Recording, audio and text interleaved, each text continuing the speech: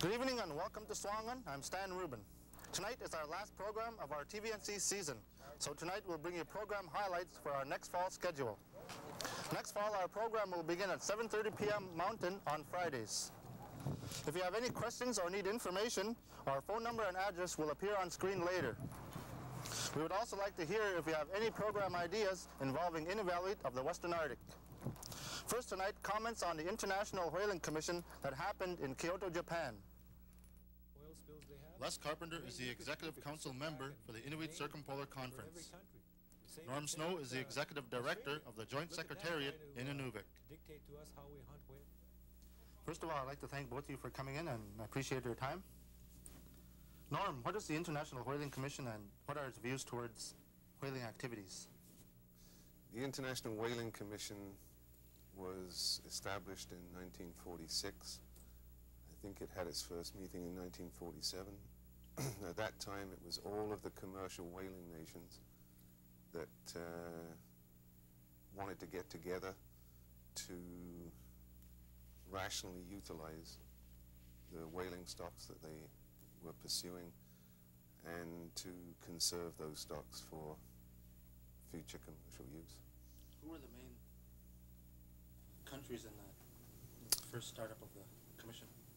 Well, Canada was certainly one of the founding members, Norway, the UK, the US, the Netherlands, Australia, New Zealand, and probably about 4 or 5 others, but at that time they were all commercial whaling nations. What's happened is over the years, most of those countries have, including Canada, have dropped any commercial whaling activities, and the Commission at the moment is dominated by countries that have no interest in commercial whaling at all. Les, the IWC in Japan, why are you intent on not going back as observers? From the outset in 1989, when we first appeared as observers at the International Whaling Commission, it was with a specific purpose, and that was looking towards what the international community was up to, given that the people of Aklavik at that time wanted to harvest a bowhead, reclaiming their cultural right. As such, I think given the lack of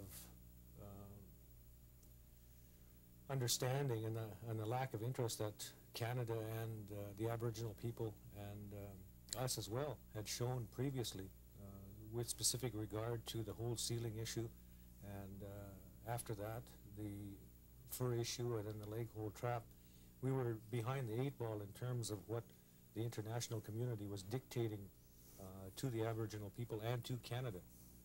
And given that, I think we decided at that time we had better keep tabs on what their thoughts were with regard to whaling, given that it's a major type of activity amongst the Inuvialuit people.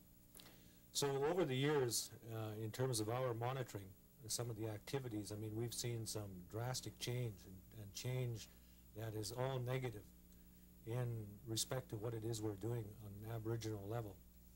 We've seen the moratorium on commercial whaling be disregarded, even at the direction of the scientific committee under the International Whaling Commission that suggests that commercial whaling could exist, given that the numbers that they've studied over the past. And the only real bastion left within the IWC is Aboriginal subsistence whaling. And then in the last little while, they've taken to trying to define that as well, again on our behalf. And we can see with the way the Commission is going and with the members that are involved and their advocacy for the total eradication of whaling throughout the world, that the next one on the chopping block is going to be Aboriginal subsistence whaling. And as such, we'd like to be able to strategize on our own and be able to counter any measures that they might try and bring against Canada and the Aboriginal people of this country. Should the Inuvialuit be concerned about the International Whaling Commission? There are a number of different outstanding issues. As such, immediately no. I think that, you know, under the final agreement, given that it's constitutionally protected and given, you know, the parameters with which we can operate in there with respect to subsistence usage of the offshore and the terrestrial animals, then we have that right. There are other mechanisms in place that are being worked on, such as the United Nations Convention on the Law of the Sea, as well the whole human rights issues at the UN level. Plus, at the same time, I mean, we should make our biggest push this year, because it being the International Year of the Aboriginal People. As such, no matter, in my opinion, how far the whale huggers take this whole issue, then they're never going to stop us. If they're going to stop us, then they're going to have to get rid of us at the expense of saving the whales.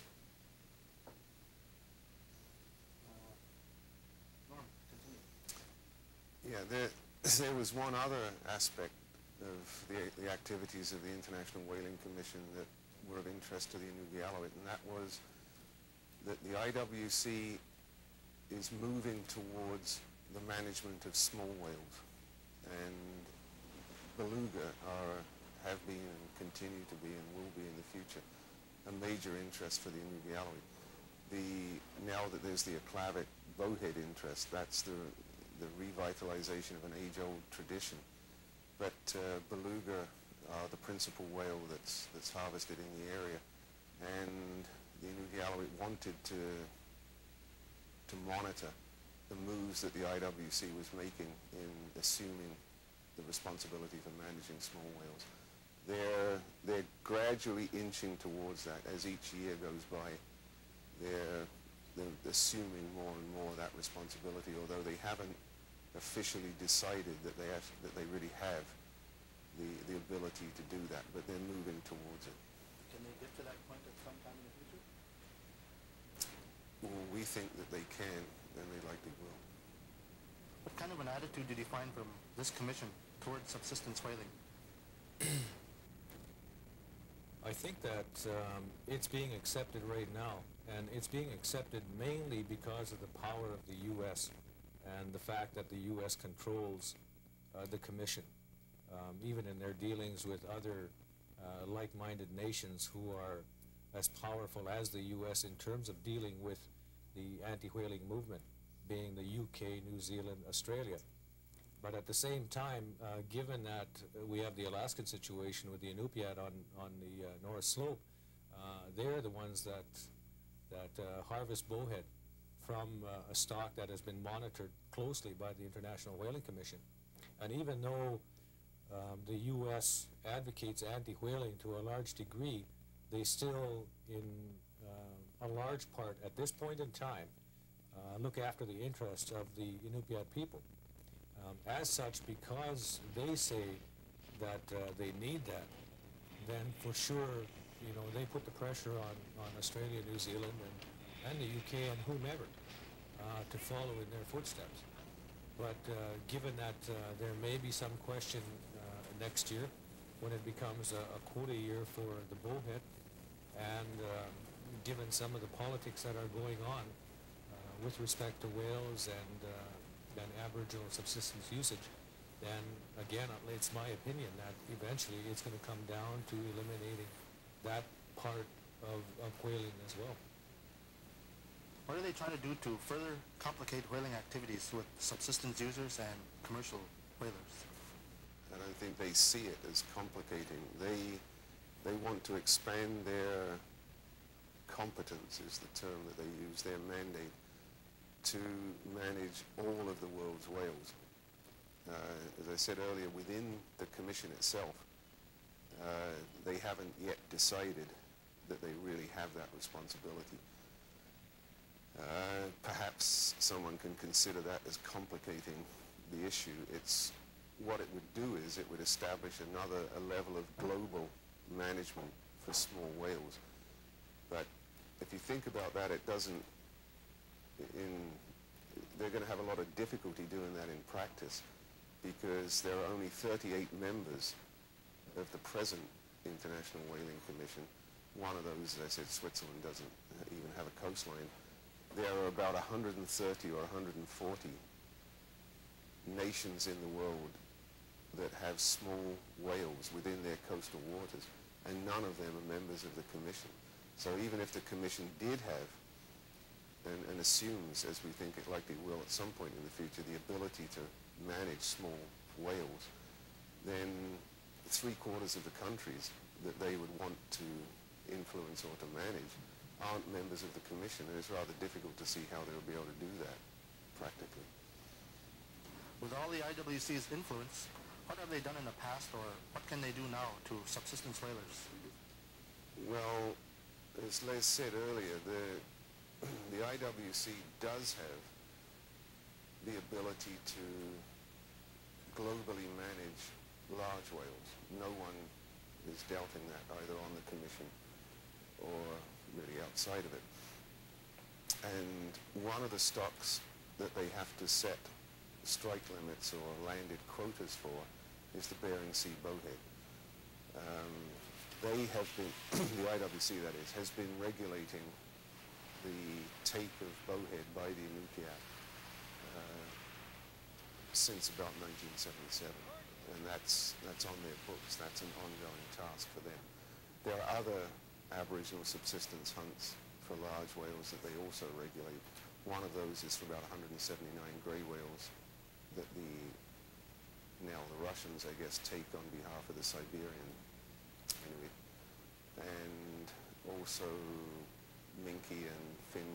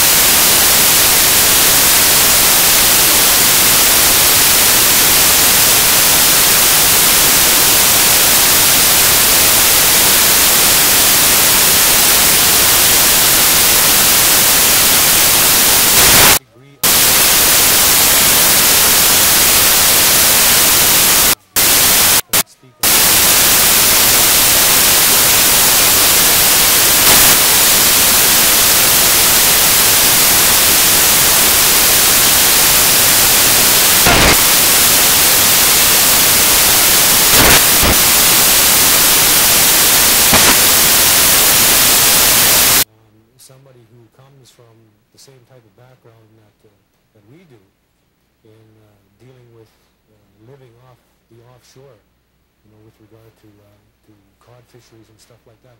He has the understanding and is taking a hard line on supporting Canada's right to determine what it is going to do. And as such, it all depends on the upcoming election, who the new Prime Minister is, or even who the new government might be, as to how they're going to be dealing with the U.S. at this point. So right now it's up in the air. Has Canada always given its support to subsistence whalers? Oh yes. Yeah, the traditional subsistence lifestyle, which includes the harvesting of whales, is always something that's been acknowledged by Canada. And Canada regards the management of small whales as a sovereign right. Where do the Inuvialuit go from here with respect to managing their whale stocks? Well, what we've been trying to do, and actually the discussion started with Japan in 1989 at the Whaling Commission meeting in San Diego, was we put out the word at that time that we would like to look at getting a group together made up of the whaling nations to try and sit down and come up with looking at all our common problems, coming up with a mechanism whereby we would look at a body to encompassingly manage our own resources, and thereby we are the ones that make our own decisions on our own offshore. From there, it seemed to be causing a little bit of uproar amongst other countries because of what the Inuvialuit was suggesting to do at that time. Then we found a mechanism under the Inuit Circumpolar Conference whereby there was a whaling commission as a committee of the ICC in place. It just hadn't been kicked into effect. So we started discussions on trying to get that revitalized. And at the annual meeting in Inuvik last year, there was overwhelming support to have that whaling commission kicked into place. Since then, we've done further work on that, trying to bring the Inuit countries on side. And from Canada's perspective, we have had favorable response from the government of Canada to supporting such a commission. But given the politics that are in place right now, mainly with Russia and with the U.S. on behalf of the Inupiat, then the main proponents of this at this time seem to be Canada and Greenland, and how we deal with the other two countries at an international level remains to be seen. But that's the move that we think is more positive, so that we as Inuit manage our own offshore resources given the jurisdictions that we have as a sovereign country and as claimant groups in the Inuit and the Inuvialuit in our responsibility over the offshore. Yeah, in a more local sense and prior to the organization that Les just described getting going, I mean, the Inuvialuit have been managing their renewable resources under the land claim and even prior to that. With respect to Beluga, we've developed a Mackenzie Delta Beluga management plan through the FJMC, which is a joint government Inuvialuit body, and they're in the process of negotiating an international management agreement for the shared stock of Beluga with the Alaskans. Is the Beluga whaling activity that's going to be going on this summer? Do the people have anything to fear about whale watching on subsistence? No, I don't think so, because actually that's a good point. That's another initiative that we started recently, like last year. The Inuvialuit, along with the Beluga management plan, are developing their own guidelines for whale watching and for tourist activities in general with respect to Beluga activities.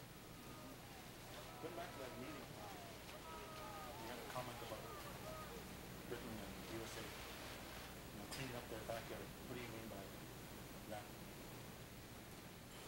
Well, it's something I feel very strongly about, having observed since 1989 at these commission meetings.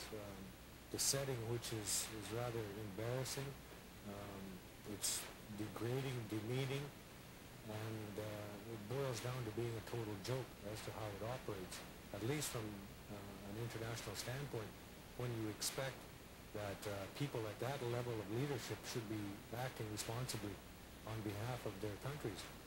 But in looking at the overall issue, the majority of the criticism over the years has gone towards Japan. And Japan, through their countless financial resources, have been able to support the existence of the Whaling Commission to a large degree. If they pulled out, the Whaling Commission would probably go to the point of extinction. So as such, the sanctimonious attitudes of countries like the U.S., the U.K., Australia, and New Zealand, as the four main opponents to whaling, constantly badger Japan. And as such, if you go through your history books, you would see that it comes to the point of being racist because of what Japan did to those countries during World War II. But beyond that, for a country such as the U.S.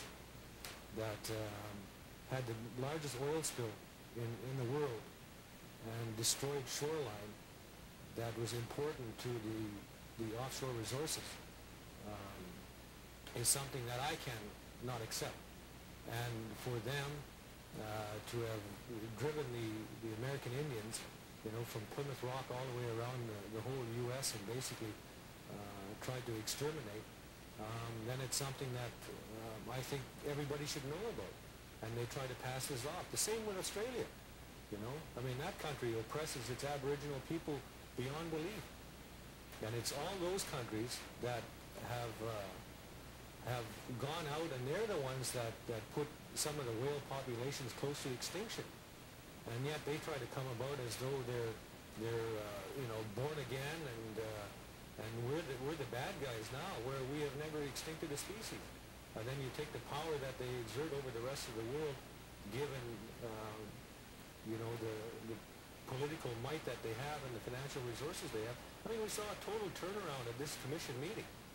I mean, a country like Russia that, you know, used to always abstain or support whaling because of their own involvement in the industry, I mean, turn around and start suckholing to the U.S., you know, mainly as a result of the money that's being borrowed, and mainly because of the Vancouver summit. But it's that kind of authority that's exerted by those countries that undermines the whole intent of the process. And as such, I say what I say because, I mean, they have a whole lot of terrible things going on in their world, and before they start dictating to us what they should do, then they should clean up their own backyard, and namely, you know, the acid rain and what's happening in the St. Lawrence with the Beluga there. I mean, that's just one example. And then all the stuff within the Gulf of Mexico, around Galveston, the constant oil spills they have. I mean, you could sit back and name for every country. The same with Australia. Look at them trying to dictate to us how we hunt whales, why we shouldn't hunt whales. Yet, I mean, here they are blowing away all the kangaroos that they have. You know, I mean, it's that kind of attitude, and it's about time that the world stood up and recognized us. And as a Canadian, I'm proud of our country because although it's not perfect, Canada actually goes out and recognizes some rights of its Aboriginal people, and that's something that the rest of the world should follow. What do you think about probably getting another bowhead whale or something? Well, I think we all enjoyed the muck-up from the last one. I haven't heard anybody disagree with having received it in any of the communities, and you know, I think from a historical perspective, I mean, it's our cultural right, and it's protected under our land claim, and if we want to go out and do that, as long as we do that in a sustainable means, then so be it. And we have been totally responsible in our management of our wildlife resources, and we will continue to do so, and until such time that somebody says that you know, we're going beyond the sustainable level, and we're actually harming a specific species or a stock, then I have no problem with that, because we've you know, exemplified responsibility over the years, the hundreds and possibly the thousands of years. And as such, I think we've seen whereby government involvement or international involvement in issues such as these so detrimental, not only to the wildlife populations themselves, but to you know, to the socioeconomic existence of the people of the North. And it's been devastated to a degree whereby the social problems become a burden on government because of the monies that have to be put forward. So it becomes a whole question of a lot of other things, but right now, I say let's go ahead and let's proceed. I'd like to thank Dr. Norm Snow, the Executive Director of the Joint Secretariat here in Inuvik, and Les Carpenter, Executive Council Member of the Inuit Circumpolar Conference. Now on to highlights from our upcoming fall schedule.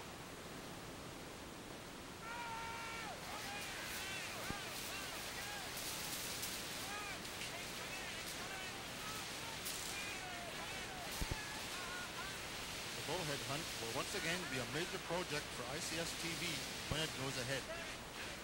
Preparations are well underway, and from all accounts, the hunt seems likely. Everyone enjoyed the first bowhead taken at Shingle Point in 1991.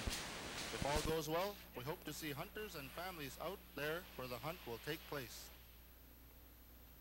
We will also be going to fishing camps along the coast of the Western Arctic and in the Mackenzie Delta, as summer is an important time to stock up on dried fish, or pipsy, or dried caribou meat, mipku.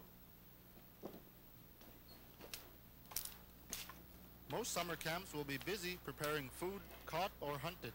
A lot of work goes into preparing equipment necessary for the beluga hunt.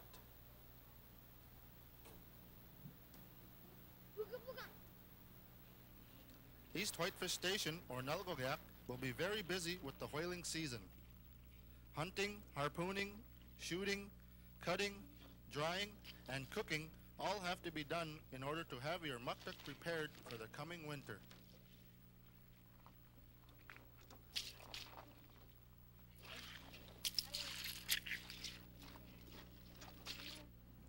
Hunting and fishing activities are some of the more popular of our TV programs. We try to deal with cultural aspects like traditional knowledge, entertainment, social values, and profiles of individuals like elders. Our elders are our source of power. We need them to further enhance the values we believe in. Most of our programs could not have been made without the wisdom and knowledge of our ever so helpful elders. We will try to record as many elders as possible over the summer period.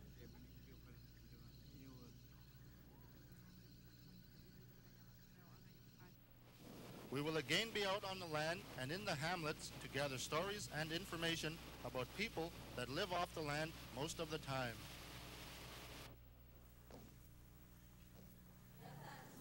We want to do more programming with our younger generation. It will give us a chance to communicate in a more positive way so we can better understand issues affecting or issues learned by our youth of today.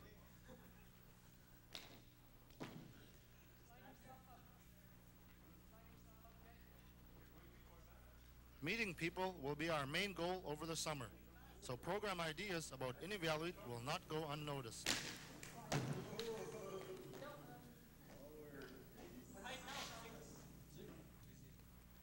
We look forward to serving you in a very entertaining and cultural way.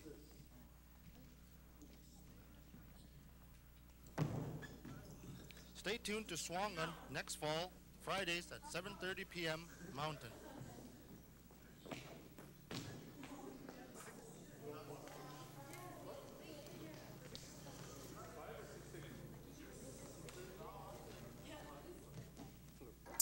Atutunyo, iwa kalikun tamaptami. June 7 ngokpanuwa. Tay makhilut. Ahin tadukto ni kay tadukto akihi. Oktober ngokpanahin tadukto chanik tadukto leokhilut. Tadukto nik nakuwi hukakanik.